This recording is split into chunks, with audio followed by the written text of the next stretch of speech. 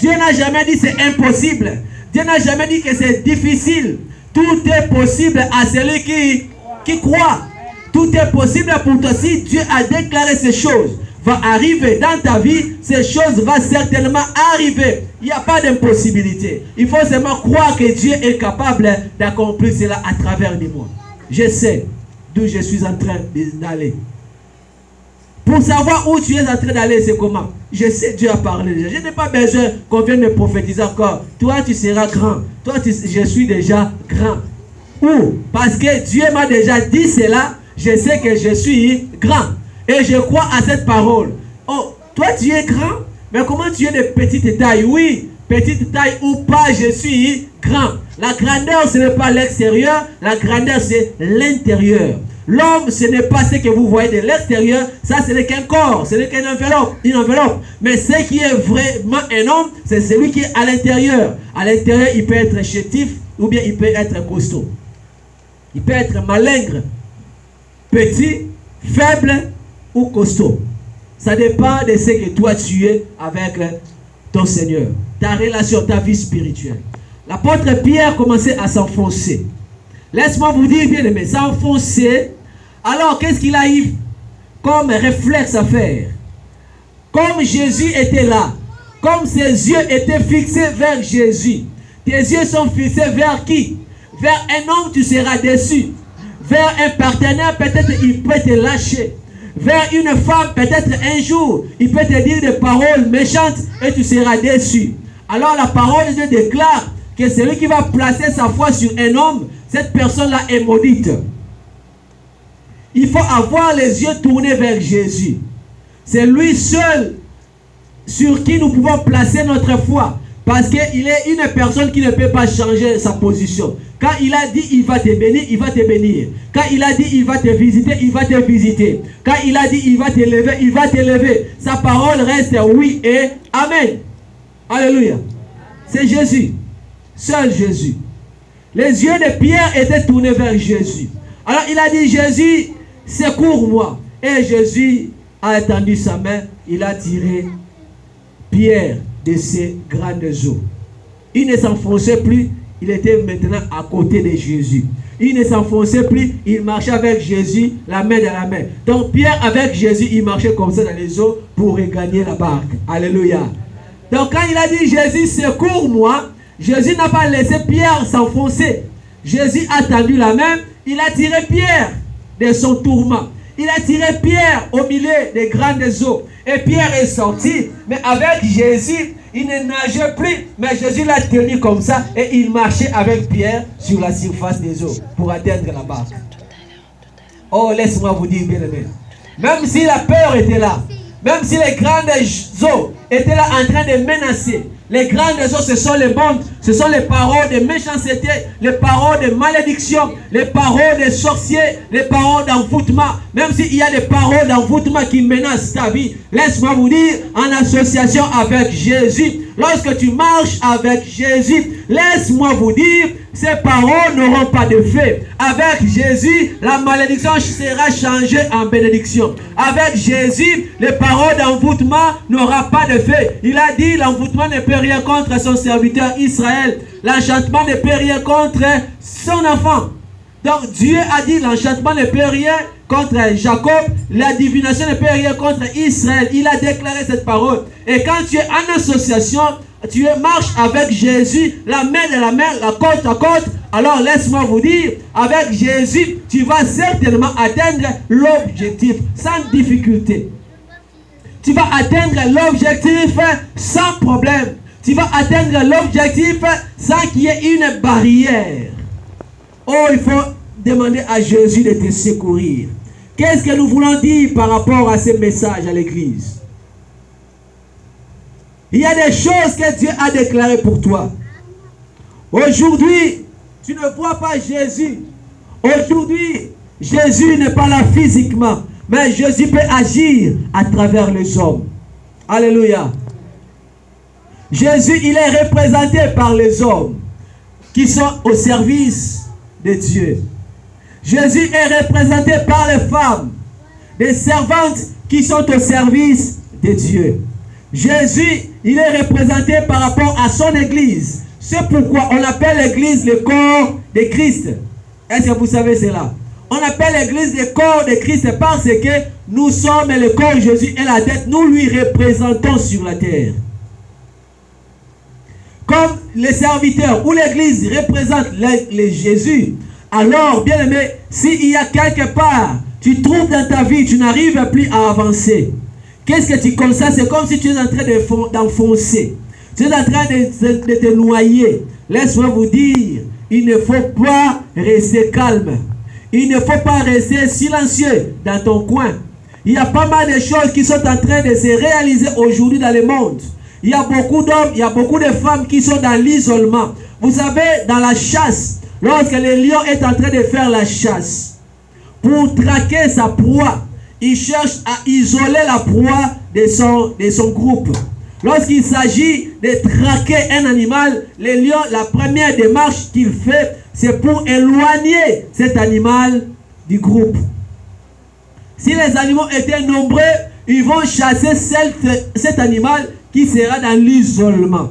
Lorsque tu es isolé, tu dis non, je ne vais pas aller auprès de ces serviteurs, je ne vais pas dire à l'église, je ne vais pas, je vais mener mon combat seul. Laisse-moi vous dire, parfois il y a des combats qui est combat difficile, par toi-même tu n'arriveras pas à obtenir la victoire. Alléluia.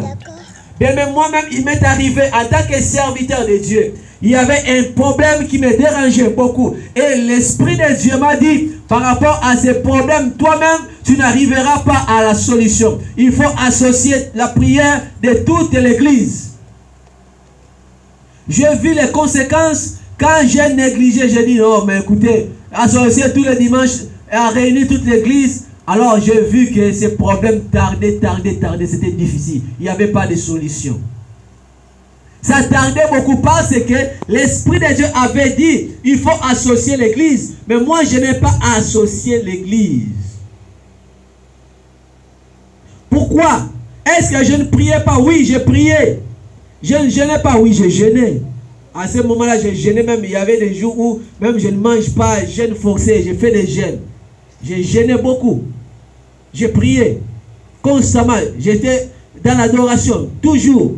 Mais il n'y avait pas la solution. Pourquoi? Est-ce que je ne priais pas? Oui. Mais ce problème, cette résistance était dure. Et l'Esprit de Dieu a dit, il faut associer toute l'assemblée pour prier à ce sujet.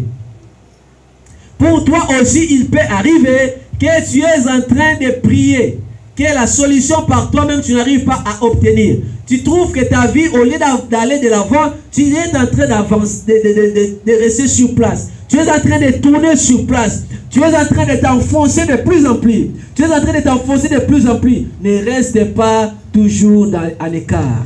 Mais qu'est-ce que je vais te conseiller? Approche-toi de Dieu. Alléluia. Approche-toi de Dieu. Approche-toi des serviteurs de Dieu. Vous allez dire, oh, aujourd'hui, si je dis mon problème, demain, je vais écouter mon problème dans la bouche des autres personnes. Oh, nous avons aussi abusé. Je dis nous, hein. Je dis pas moi, j'ai fait ça, mais je dis nous. Parce que je ne vais pas dire que non, moi, hein, voilà, vous comprenez, parce que je suis pasteur. Mais écoutez, moi, je dis toujours, moi, j'ai beaucoup de problèmes qui me dérangent aussi. Je vais voir la solution de Dieu. À quoi bon je vais prendre ton problème pour en exposer aux autres? Est-ce que j'aurai ce temps-là? Je ne sais pas. Est-ce que j'aurai ce temps-là? Je ne sais pas. Est-ce que j'aurai cette facilité aussi? Je ne pense pas. Parce que vous êtes là, vous êtes témoins. Si nous sommes rencontrés avec tout le monde qui sont ici, est-ce que nous avons déjà pris le temps de pouvoir parler les choses d'autrui, dénigrer les autres, rabaisser les autres derrière leur dos? Je ne sais pas, je ne pense pas. Vous êtes là. Si j'ai déjà fait ça avec vous, vous dites là. Vous avez fait ça déjà avec moi.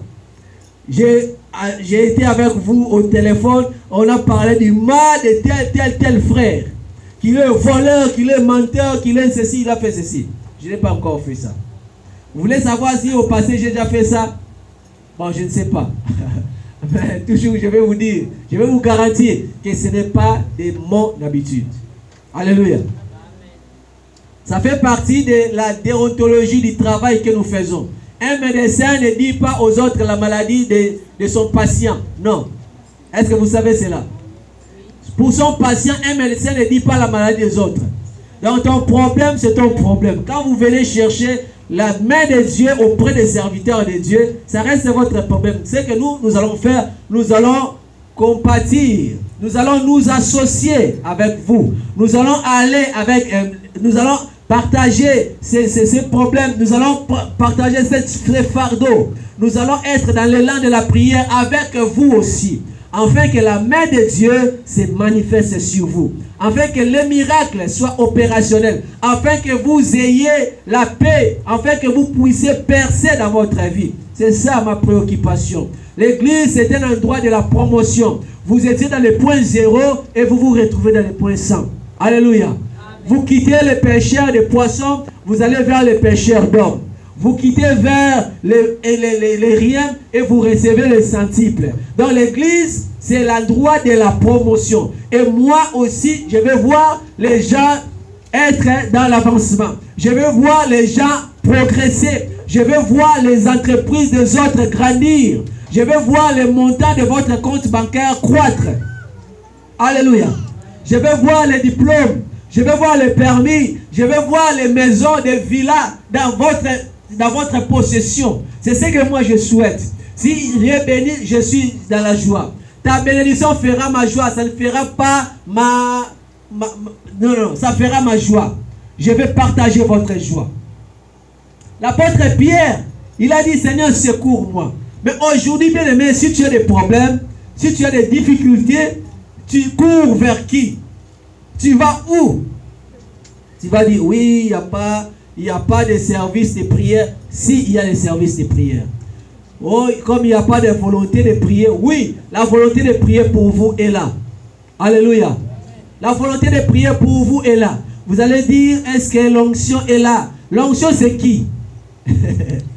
Qui est l'onction? Est-ce que vous avez déjà vu l'onction? L'onction, c'est le Saint-Esprit lui-même dans sa puissance. Est-ce que le Saint-Esprit, il est seulement dans le corps d'une seule personne ici dans le monde? Non. Dieu fait comme bon lui semble, à qui il veut. Et lorsque nous allons dans l'élan de la prière chercher sa face, Dieu se manifeste. C'est que toi, tu vas faire comme démarche. Il faut venir exposer ton problème. Dis, je veux cela. Et ensemble, dans cet élan de la prière, nous allons prier. Moi, je ne suis contre ces gens-là qui voient les pasteurs comme s'ils étaient des magiciens. Tu croises les bras, tu dis, pasteur, prie pour moi. Toi-même, tu vas à la boîte, toi-même, tu marches.